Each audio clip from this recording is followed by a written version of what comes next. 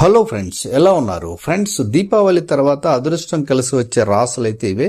ఇందులో కానీ మీరు రాసి ఉంటే చెక్ చేసుకోండి. అలాగే ఫ్రెండ్స్, ఈ వీడియోని చివరి వరకు చూడండి. అలాగే వీడియోని లైక్ చేయండి, షేర్ చేయండి, కమెంట్ చేయండి, సబ్స్క్రైబ్ చేయండి, గంటను ఆల్ అని ప్రెస్ చేయండి. నేను చేసే ప్రతి వీడియో మీకు వెంటనే నోటిఫికేషన్ లో వచ్చేస్తుంది. జ్యోతిష శాస్త్రంలో గ్రహాల సంచారం అనేది కామన్. అయితే అక్టోబర్ 24న బుధ గ్రహం వృశ్చిక రాశిలోకి సంచారం చేయనుంది.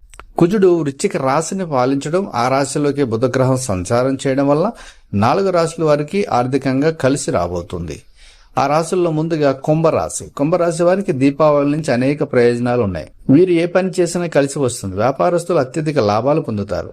ఎవరైతే చాలా రోజుల నుంచి భాగస్వామ్య వ్యాపారం చేయాలనుకుంటారో వారికి ఇది మంచి సమయం. రియల్ ఎస్టేట్ రంగాల్లో ఉన్నవారు కూడా అనేక లాభాలు అందుకుని ఆనందంగా జీవిస్తారు.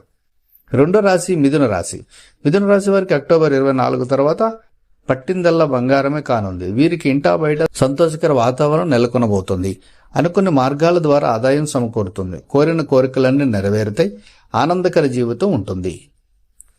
సింహరాశి వారికి దీపావళి తర్వాత పట్టిందల్లా బంగారమే కానుంది. కళారంగంలో ఉన్న వారికి అద్భుత ప్రయోజనాలు ఉన్నాయి. సమాజంలో మంచి గౌరవ మర్యాదలు పెరిగితే ఖర్చులు తగ్గిపోయి డబ్బు పొదుపు చేస్తారు. చేతిలో డబ్బు ఉండటం వల్ల ఆనందంగా ఉంటారు. కుటుంబ సభ్యులతో కలిసి తీర్థయాత్ర చేసే అవకాశం అయితే ఉంది.